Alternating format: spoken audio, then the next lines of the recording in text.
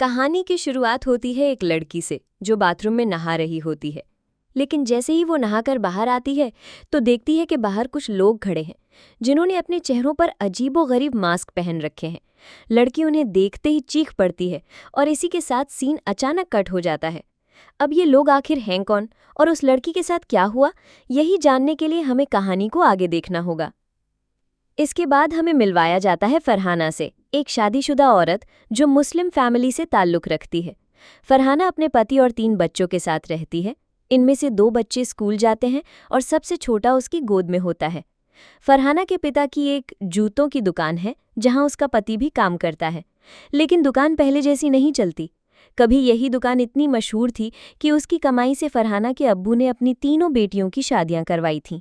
फरहाना का पति एक नेक और सीधा साधा इंसान है, लेकिन कमाई इतनी नहीं कि बच्चों की पढ़ाई अच्छे स्कूल में हो पाए। घर के हालात देखकर फरहाना अपने अब्बू से कहती है, अगर आप चाहें तो मैं भी कोई नौकरी कर सकती हूँ। मगर फरहाना के पिता पुराने ख्यालात वाले हैं। उनके लिए घर की औरतों का बाहर काम करना मंजूर नहीं। यहाँ तक कि फरहाना के पास खुद का मोबाइल भी नहीं होता। घर में जो लैंडलाइन फ़ोन है उसी पर कॉल आते हैं और उसे रिसीव करने तक की इजाज़त फरहाना को नहीं होती। हालात से मजबूर होकर फरहाना अपने पड़ोसी से कुछ पैसे उधार लेती है ताकि खर्चा चल सके।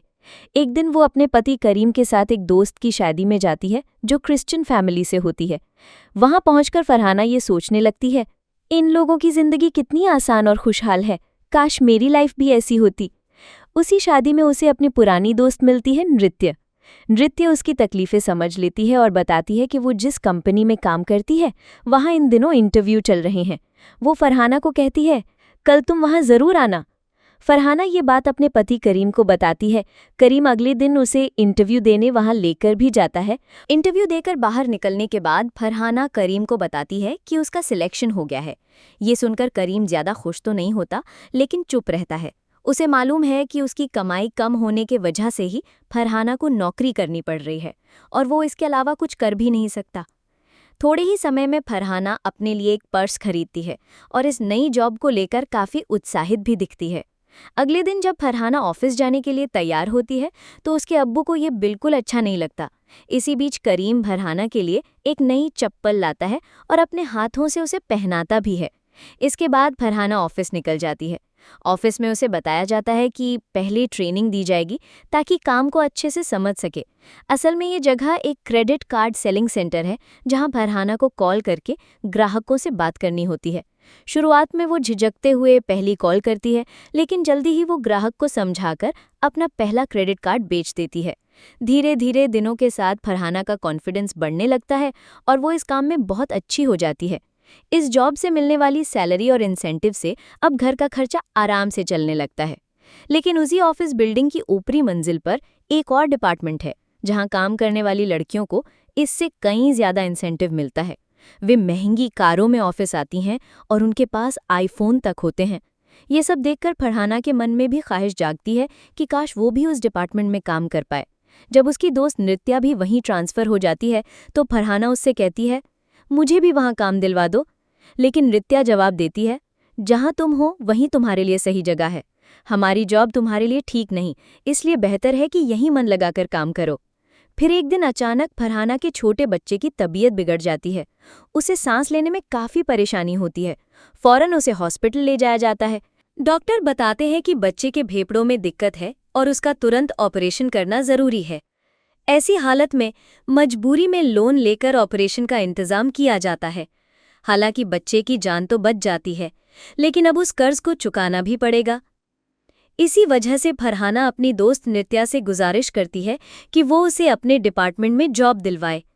काफ़ी समझाने के बाद नृत्या अनिच्छा से फरहाना को अपने बॉस के पास ले जाती है। बॉस कहते हैं कि पहले फरहाना को काम समझाया जाएगा और फिर 1 हफ्ते के लिए उसका परफॉर्मेंस देखा जाएगा। अगर वो ठीक रही तो उसे परमानेंट कर दिया जाएगा। इसके बाद नृत्या फरहाना को बताती है कि ये काम उसकी पुरानी जॉब से बिल्कुल अलग है। असल में ये एक ऑनलाइन चैट और कॉलिंग सर्विस है जहां लोग लड़कियों से अपनी मन की बातें करने आते हैं। यहाँ तक कि कई बार उन्हें ग्राहकों से अश्लील बातचीत भी करनी पड़ती है। जितनी देर किसी कस्टमर को रोके रखो उतना ही ज़्यादा पैसा बनता है। साथ ही कुछ सख्त नियम भी है, जैसे कि अपने बारे में कोई निजी जानकारी नहीं देनी, यहाँ तक कि असली नाम भी छुपाना होता है। अगर कोई गलती कर दे तो विवेक तुरंत उसकी शिकायत बॉस से करता है और फिर उस लड़की की नौकरी चली जाती है। विवेक की असली जिम्मेदारी ही यही है कि वो सभी कॉल्स की रिकॉर्डिंग सुनकर निगरानी रखे। ये सब जानने के बाद जब नृत्या अपने क्लाइंट से बात करना शुरू करती है तो उसकी बातें सुनकर फरहाना को काफी असहज महसूस होता है। यहाँ तक कि घर लौटते वक्त उसे लगता है कि जैसे लोग उसे अजीब नजरों से देख रहे हैं। यही सोचकर फरहाना ठान लेती है कि वो इस काम को नहीं करेगी और अपनी पुरानी जॉब पर ही बनी रहेगी। घर पहुंचने पर करीम उसकी परेशानी देख लेता है और पूछता है कि क्या हुआ। फरहाना बताती है कि आज एक ग्राहक ने उससे बहुत गंदी बातें की। यह सुनकर करीम मुस्कुराता है और कहता है, इसमें डरने की क्या बात है, ये तो काम का हिस्सा है। जैसे मैं दुकान पर लोगों के पाँव में जूते चप्पल पहनाता हूँ लेकिन बाहर जाकर वही काम नहीं करता, ठीक वैसे ही जॉब के दौरान लोग जैसी भी बातें करें वो प्रोफेशन का हिस्सा है। हाँ, लेकिन काम के बाहर अगर कोई हद पार करे तो उसे सबक जरूर सिखाना चाहिए। करीम की ये बात सुनकर फरहाना को थोड़ी हिम्मत मिलती है, इसीलिए वो दोबारा उसी ऑफिस पहुंचती है जहां नृत्या पहले से काम कर रही होती है। ऑफिस पहुंचने के बाद फरहाना नृत्या से पूछती है, लोग ऐसी बातें क्यों करते हैं और लड़कियां कैसे इस काम को सह लेती हैं? ये तो गलत लगता है। इस पर नृत्या उसे समझाती है, देखो ये बस एक सर्विस है, यहाँ लोग वही बातें करते हैं जो वो अपनी पत्नी या घर वालों से कहने में झिझकते हैं। कम से कम यहाँ पे आके वो किसी राह चलती लड़की को परेशान तो नहीं करते। नृत्या की बात सुनकर फरहाना धीरे धीरे काम में जुट जाती है। इस दौरान उसे कई अजीबोगरीब कॉल्स आते हैं। इसी ऑफिस में सोफिया नाम की लड़की भी काम करती है जो सबसे ज्यादा देर तक क्लाइंट से बात करके हमेशा टॉप पर बनी रहती है।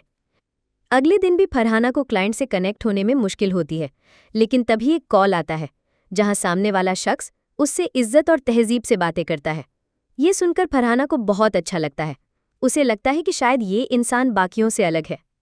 इस कॉलर का असली नाम डालन होता है, लेकिन वो नियमों के कारण अपना नाम नहीं बताता। फरहाना भी कंपनी के रूल्स के हिसाब से अपना नाम बदलकर ईशा बताती है। धीरे धीरे ईशा और डालन के बीच लंबी बातचीत होने लगती है। इसके चलते फरहाना का परफॉर्मेंस बेहतर होता जाता है और अब वो सोफिया के बाद दूसरे नंबर पर पहुंच जाती है। एक दिन फरहाना उससे कहती है कि मैं जल्द ही ये जॉब छोड़ने वाली हूँ क्योंकि मुझे ये सही नहीं लगता। ये सुनकर डालन उसे रोकता है, ईशा ऐसा मत करो, मुझे सिर्फ तुमसे बात करने में अच्छा लगता है, हमारे बीच एक अजीब सा रिश्ता जुड़ गया है। डालन की ये बात सुनकर फरहाना को बहुत अच्छा लगता है और वो इस जॉब को जारी रखने का फैसला कर लेती है। धीरे धीरे बातचीत के दौरान डालन को अंदाजा हो जाता है कि ईशा दरअसल मुस्लिम है। ये सुनकर फरहाना थोड़ी हैरान तो होती है, लेकिन अब तक वो इस पर इतना भरोसा करने लगी थी कि कम से कम अपना धर्म तो बता ही सके। उधर विवेक उनकी बातें गौर से सुन रहा होता है क्योंकि उसे लग चुका है कि इन दोनों के बीच कुछ चल रहा है। इसी दौरान रमज़ान का महीना चल रहा होता है। डालन फरहाना से कहता है कि तुम रोज़े रखकर इतनी देर तक बात कैसे कर लेती हो, तुम्हें थोड़ा आराम करना चाहिए।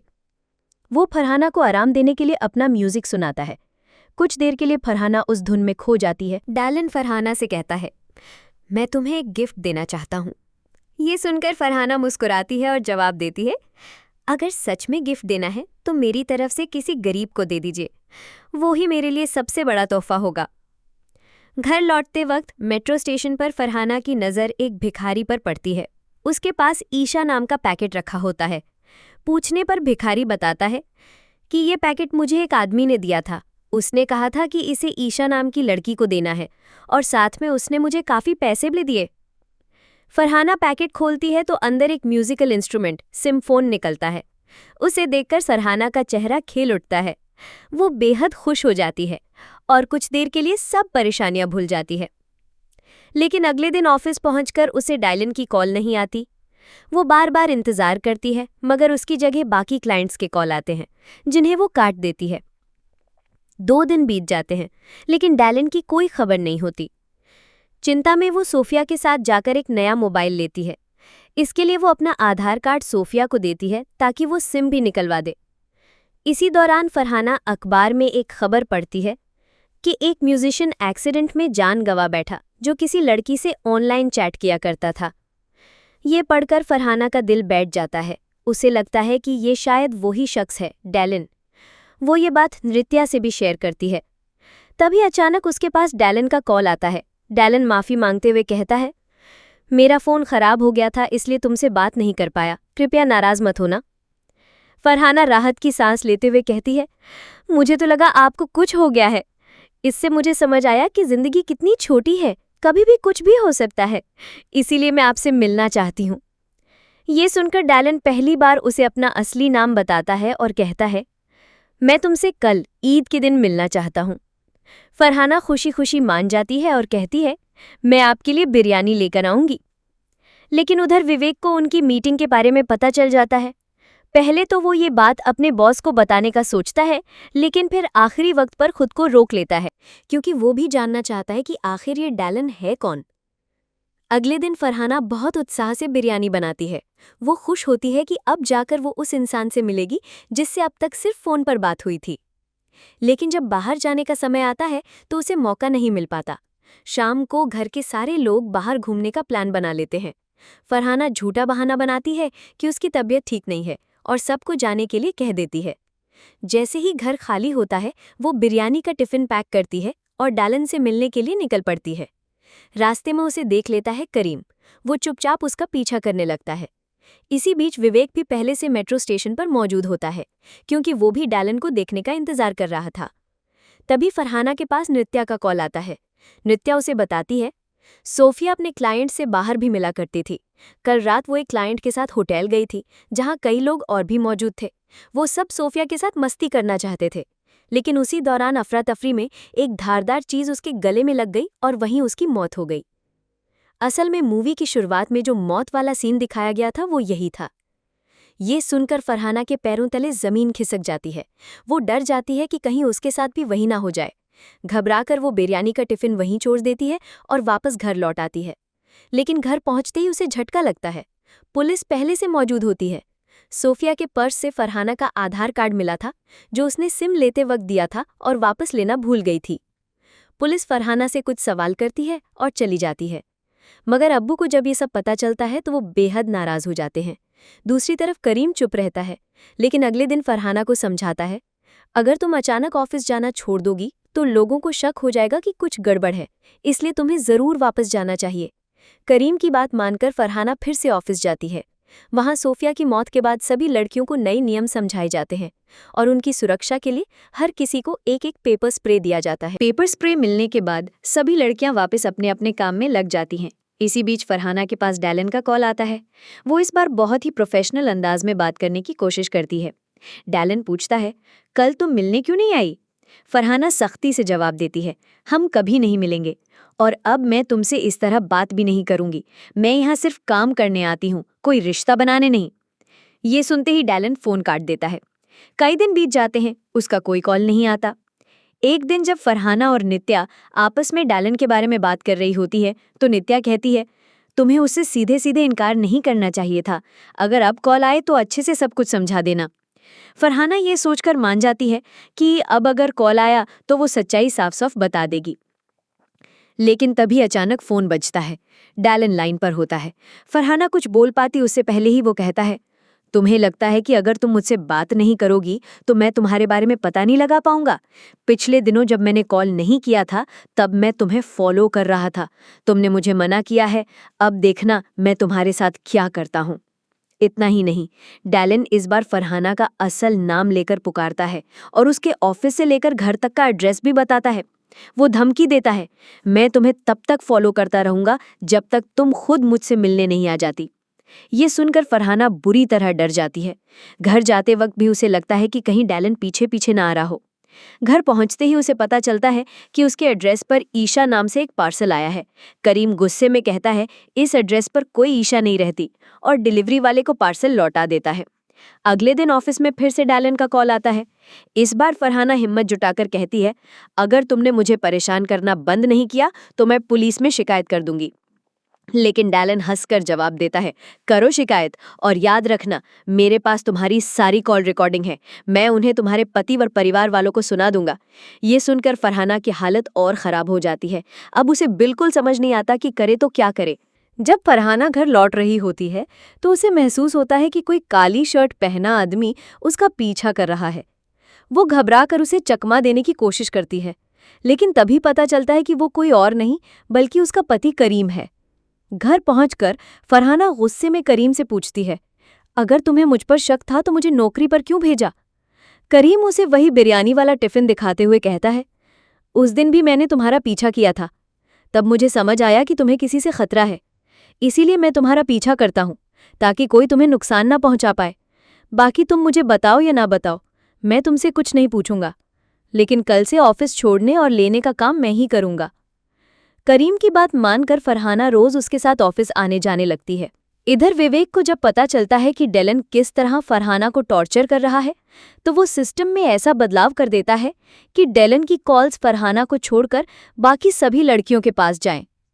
इससे डेलन बुरी तरह बौखला जाता है।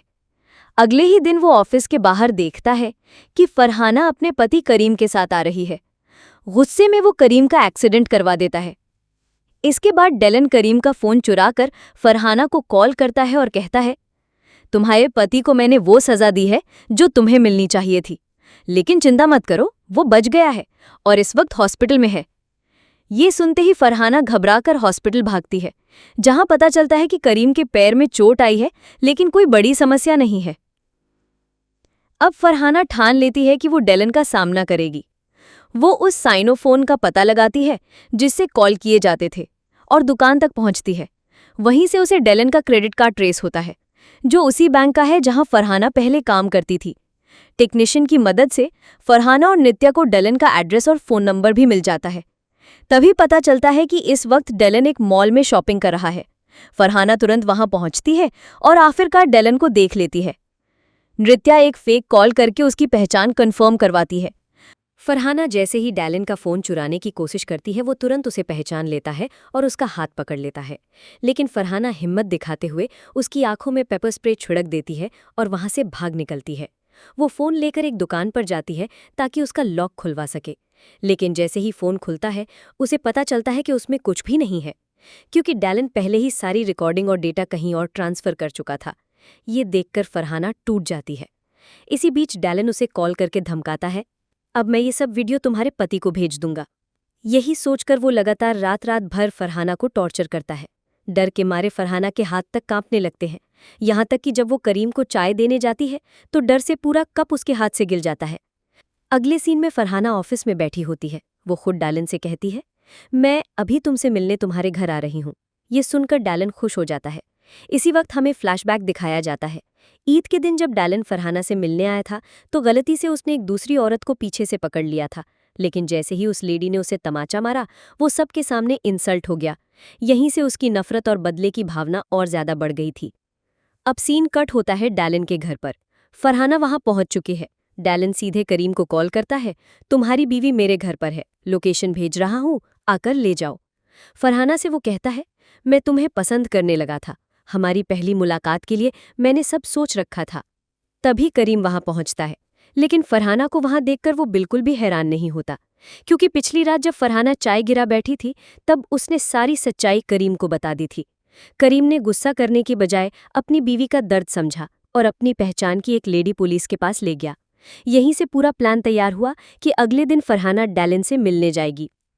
फरहाना ने विवेक की मदद से सारे सबूत पुलिस को दे दिए। अब बस पुलिस और करीम मौके पर पहुंचकर डेलन को पकड़ने का इंतजार कर रहे थे, और आखिरकार वही होता है। पुलिस डेलन को रंगे हाथों गिरफ्तार कर लेती है। फरहाना उसे देखते हुए कहती है, तुम एक साइको हो, तुम कभी किसी और से प्यार कर ही नहीं सकते क्योंकि तुम सिर्फ अपने आप से प्यार करते हो। इस कहानी का मैसेज साफ है, खासकर लड़कियों को किसी अजनबी पर आंख मूंदकर भरोसा नहीं करना चाहिए, भले ही सामने वाला कितना भी अच्छा क्यों ना लगे। लेकिन आजकल ऑनलाइन फ्रॉड और क्राइम बहुत बढ़ चुके हैं, ऐसे में सतर्क रहना ही समझदारी है। तो दोस्तों, कैसी लगी आपको ये कहानी? उम्मीद है आपको ये नैरेटिव पसंद आया होगा। मिलते हैं अगली कहानी में। टिल देन, बाय बाय और टेक केयर।